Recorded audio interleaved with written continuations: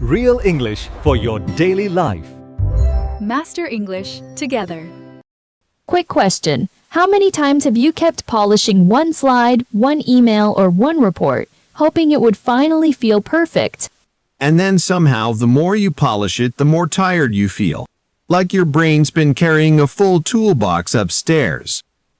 If that sounds familiar, you're in the right place. This is a B1 level episode perfect for intermediate learners. Beginners, you're welcome too. And today we're talking about something painfully common. Why chasing perfect at work can quietly hold you back. You fix one tiny mistake, then another, and suddenly it's midnight, your shoulders are tense, and you still don't feel ready. That's the trap. You think you're being careful, but your energy gets drained and your progress gets stuck. Honestly, I've stared at a presentation and thought if I move this sentence 2 millimeters, my life will improve. And I've done the classic perfectionist move too, spending 10 minutes choosing between two nearly identical words. Like the whole universe depends on it. But here's the strange part. The thing you call a problem is often just a challenge your brain wants to avoid. Right, and once you start seeing a challenge as evidence that you're learning, the whole emotional weight changes. So today we're not saying make everything sloppy. We're saying stop treating every mistake like a verdict. Exactly. Because if you can frame a mistake as a lesson, you don't lose confidence as fast. Stay with us, because later we'll show you a simple step-by-step way to work with that pressure instead of getting crushed by it. And yes, we know what you might be doing right now. Half listening, half checking one more thing at work. Pretending this episode isn't about you. Also, keep an ear out for our word tour at the end. We'll break down 5 useful expressions from today's story. And later, we'll give you one tiny trick that can change how you react when things feel stuck. So if you've ever thought, if it's not perfect, it's not worth sending, this episode is for you. Let's unpack that pressure and see how a small shift can open a real path forward. Let me tell you about a time when I was completely stuck on a work project. I had this big presentation due and I kept rewriting my slides. Every detail, font, colors, wording needed to be just right, but the more I worked on it, the more frozen I felt. It was like my brain refused to move forward. I've been there. That feeling of being stuck is brutal, almost like your mind's caught in quicksand. You know you've got to push through a challenge, but every small mistake feels giant. Exactly. It isn't just tiredness, it's more than that. I remember sweating, feeling my heart race, and thinking, what if this mistake ruins everything? It wasn't just about the presentation anymore. It was how I was framing the entire task as a high-stakes test I couldn't afford to fail. That's really important, because the way we frame a challenge makes all the difference. If you see a mistake as a disaster, your brain flips into protection mode. You either freeze or overcompensate, trying to fix everything until it feels perfect. But ironically, that's what causes the real problem. You get stuck. And when that happens, progress stops. Even worse, motivation fades. Instead of feeling excited to solve the challenge, you feel worn out, sometimes even paralyzed by the fear of making a mistake. Here's something interesting. This is where the science of growth mindset comes in. It tells us that mistakes aren't the enemy, they're stepping stones. They're signals that we're pushing our limits and learning. But most people don't hear that message. Their brain interprets mistakes as threats. So, how did you realize that?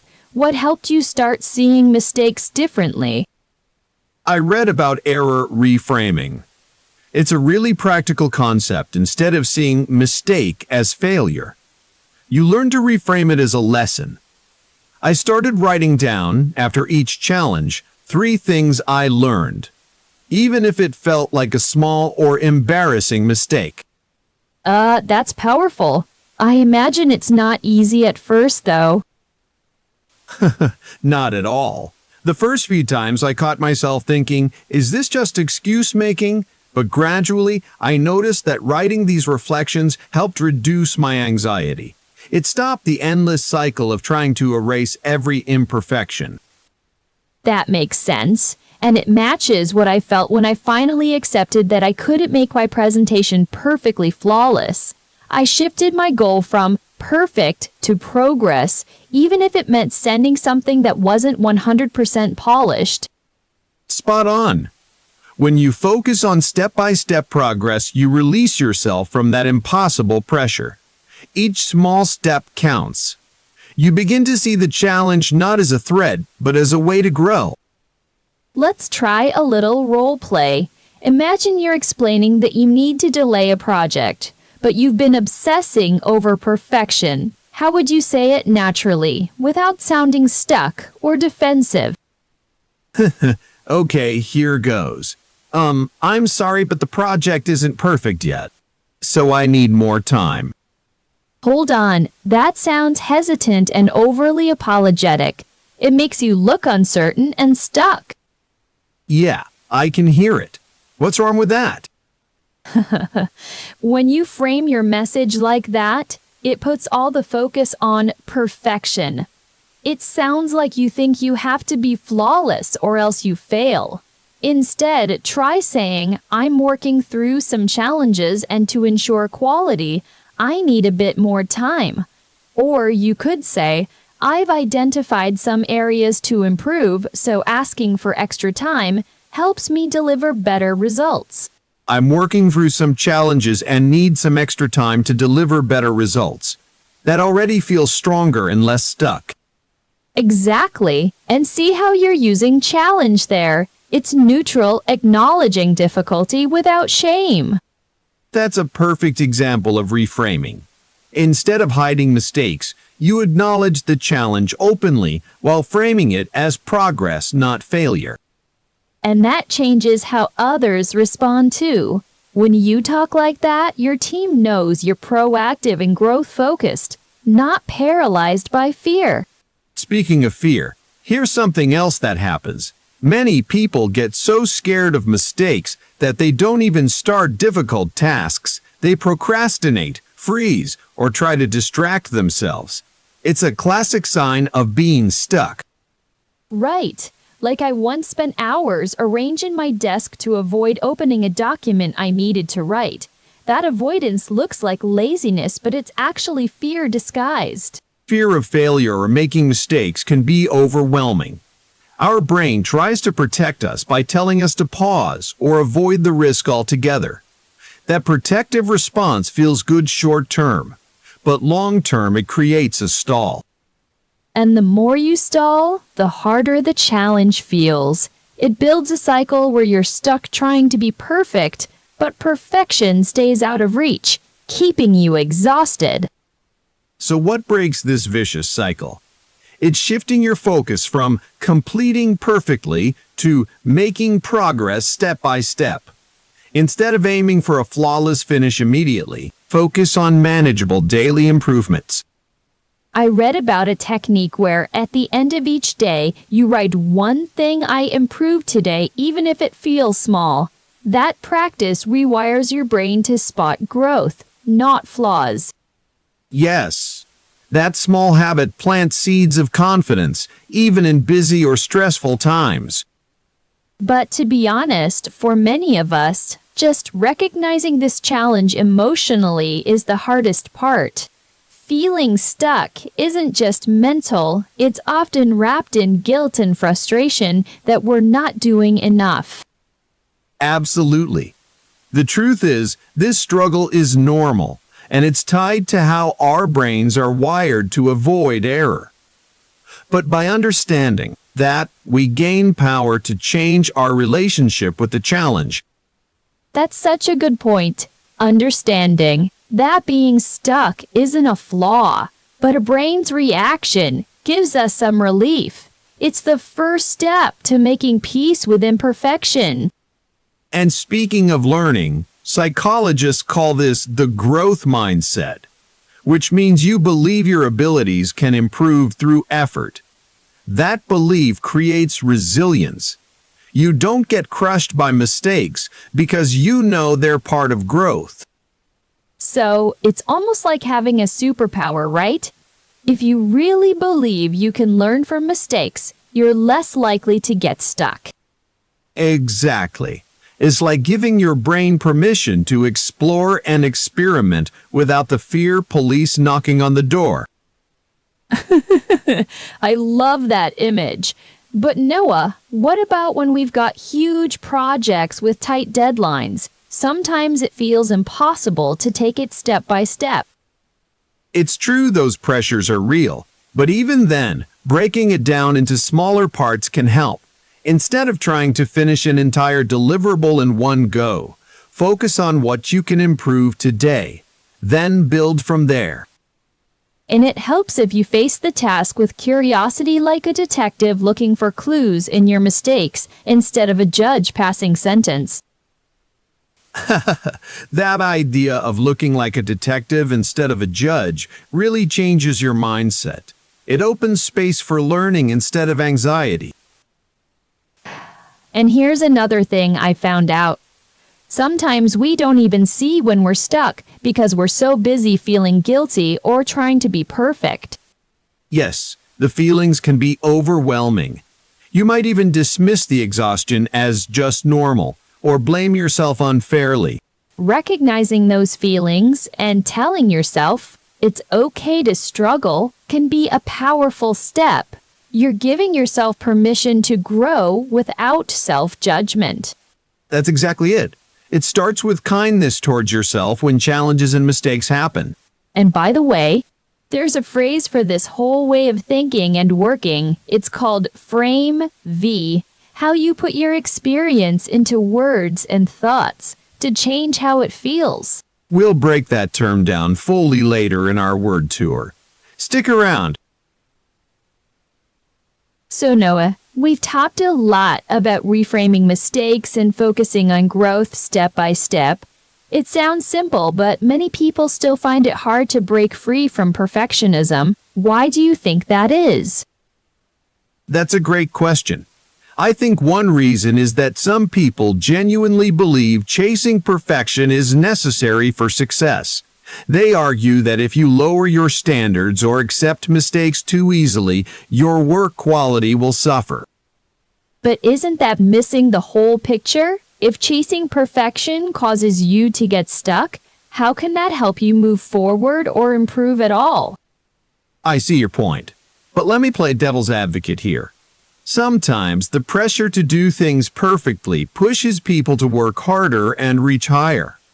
Without that drive, they might get complacent or produce mediocre work. I get that. But I don't think it's about lowering standards. It's about changing mindset, seeing mistakes as chances to learn. Without that shift, the so-called pressure to be perfect often just leads to burnout, anxiety, and less actual progress. But what if this growth mindset approach just encourages people to accept subpar work? If you keep forgiving yourself for mistakes, how do you keep quality high? That's a valid worry. But from what research shows, growth mindset doesn't mean accepting sloppy work. It means focusing on continuous improvement. You acknowledge mistakes honestly, but commit to learning and doing better next time. Still, in high-stakes environments, mistakes can cost money or reputation. Can there really be room for that kind of mindset when the consequences are so real? That's exactly why it's powerful. When you fear mistakes too much, you freeze and risk bigger errors or missed deadlines. But if you reframe mistakes as information, you stay more agile, able to course correct quickly instead of being paralyzed. I'm not sure. That sounds good in theory, but I worry some will misuse it as an excuse to rush or half-finish things, claiming, "I'm growing." That's a fair concern, but the difference comes down to accountability. Growth mindset doesn't let you off the hook, it asks you to own your progress step by step. It's about being honest with where you are and setting real goals for improvement, not cutting corners. Okay, I see the argument. But what about jobs where perfection is actually expected? Like surgeons or pilots, where mistakes can be fatal. What's the place for reframing mistakes there? That's a good point. In those fields, mistakes are minimized through training and protocols. But even there, growth mindset plays a huge role. Professionals review mistakes carefully to learn and prevent them. They don't aim for perfection in a rigid sense. They aim for constant incremental progress. So you're saying it's not about ignoring mistakes, but about changing how we react to them emotionally and mentally? Exactly. Instead of beating yourself up or feeling stuck, you use mistakes as stepping stones for better performance. That's how true progress happens step by step. All right, but how would you respond to someone who says they've tried this growth mindset idea but still feel overwhelmed or stuck? I'd say that mindset alone is not magic. It's a practice that takes time.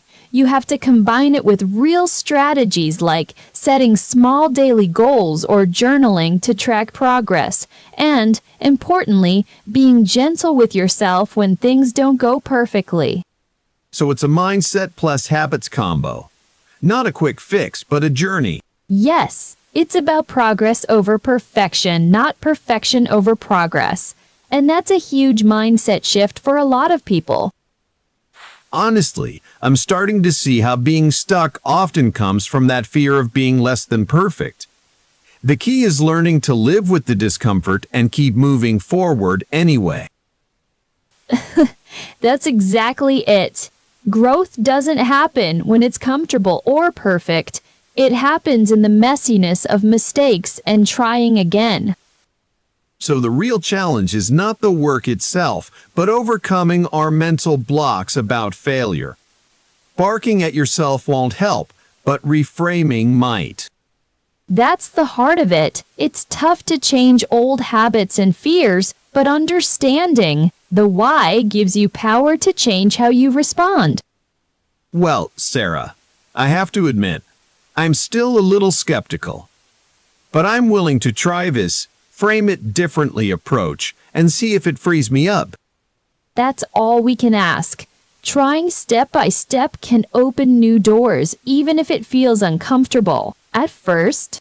Thanks for walking through this with me. I think our listeners will appreciate this honest back and forth. It's how real change happens. Absolutely. Growth mindset isn't a smooth ride, but it's a meaningful one. And for anyone feeling stuck chasing perfect, they're not alone. So, we've seen how perfection can leave you stuck, tired, and afraid to move. And we've also seen the shift, frame the challenge, notice the mistake, then move step by step. Exactly. Now it's time for our word tour, where those 5 expressions will make everything clear. Let's go back to that project scene from earlier. The one with the late night slides, the tired shoulders, and the tiny little font changes that somehow felt life or death. Oh yes, the famous, this comma will make or break my career energy. That's where our first word fits perfectly, challenge. Right. A challenge is a difficult task or situation that needs attention. It doesn't automatically mean disaster. It just means something needs work, focus, and maybe a calmer brain than the one we had at 11:47 p.m. Exactly. This project is a challenge sounds a lot healthier than this project is a catastrophe. Same situation, very different emotional weather. And notice how we used it in the story. The presentation wasn't a personal failure, it was a challenge. That small language shift matters because it lowers the shame and makes action possible. Yeah, and once you call it a challenge, your brain stops treating every detail like a courtroom drama. Which brings us to the second word, mistake. A mistake is an action or decision that was wrong or not ideal. Simple, but powerful. A mistake is not your identity. It's one moment, one choice, one result. That's the part many perfectionists forget. They hear mistake and instantly think, I'm bad at this. But a mistake can just mean that approach didn't work. Exactly. I made a mistake is factual. I am a mistake is emotional self-attack. Those are not the same thing at all. In our story, the fear wasn't really the mistake itself. It was the meaning attached to it. One small typo became a giant emotional event because it was treated like proof of failure. And that's why we need the next word so much. Frame. To frame something means to express or view it in a particular way. So, if you frame a mistake as a lesson, you change the emotional meaning without pretending the mistake didn't happen. Right. Same event, different lens. A mistake can be framed as feedback, data, or a signal to improve. It's not sugarcoating. It's interpretation. And that's why the line, frame a mistake as a lesson, is so useful. It sounds small, but it changes your internal script. Instead of, I messed up, you get, I learned something I didn't know yet. That's a huge difference. One sounds like the end of the road. The other sounds like the start of progress. Now let's talk about the word that probably describes a lot of people at work, stuck. Stuck means unable to move forward or make progress. And honestly, it can describe your calendar, your brain, or both. Very true. You can be stuck in a document, stuck in a meeting, stuck in your head, all before lunch. And when you're stuck, everything feels heavier than it really is. A small task starts to feel huge because you're not moving. That's why perfectionism is so exhausting. The goal isn't just high standards. It's the fear-driven freeze that leaves you stuck. Exactly. And once you notice that word in real life, you can ask, am I actually stuck, or am I just avoiding the discomfort of starting? That question alone can unlock movement, and movement doesn't have to be dramatic, which leads to our final phrase, step by step. Step by step means gradually, one action after another. No magic, no perfection, just steady motion. It's such a humane phrase, isn't it? It reminds you that progress can be small and still count. Exactly. Write one sentence, fix one slide, send one draft, then another. That's step by step. In a work context, that might sound like, I'll improve the structure today, then polish the visuals tomorrow. Or, I'm not done yet, but I'm moving step by step. That's natural, clear, and much less pressure-filled than pretending everything has to be finished all at once. So, if you remember nothing else, remember this: challenge, mistake, frame, stuck, step by step. Those 5 words can change how you talk to yourself. And the way you talk to yourself changes the way you work. That's the real trick. So, to wrap up today's episode, we explored how chasing perfection at work can actually hold you back. We talked about how feeling stuck often comes from how we think about challenges and mistakes. Changing the way we frame those experiences allows us to move forward, even if progress comes step by step. Right, and this isn't just theory. It's about practical changes. For example, when you face a tough task, try writing down what you learned from it, even if it didn't go perfectly. That simple step helps your brain see mistakes as lessons, not failures. Another tip is setting progress goals instead of finish the job goals. Focus on small improvements every day. Instead of finish this perfectly, try improve this part or take one step toward completion. It's much less stressful and more sustainable. And don't forget to be kind to yourself.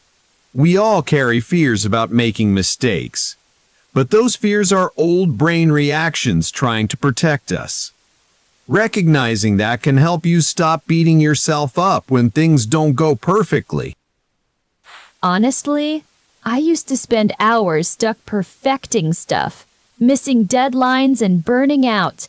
But when I started using these techniques, framing mistakes as learning moments and focusing on step-by-step progress, I felt lighter. My work improved and I was less anxious. That's really encouraging. For listeners, it's okay if this feels strange at first. Shifting your mindset takes time, but with practice, you'll notice you're less stuck and more confident tackling challenges. In future episodes, we'll dive deeper into tools and stories about building resilience and using brain science to manage workplace stress. So stay tuned. Before you go, we want to hear from you. Tell us in the comments what's one small step you can take today to change how you view challenges at work. We read every comment and really appreciate you listening. Thanks so much for joining us on this journey. See you next time.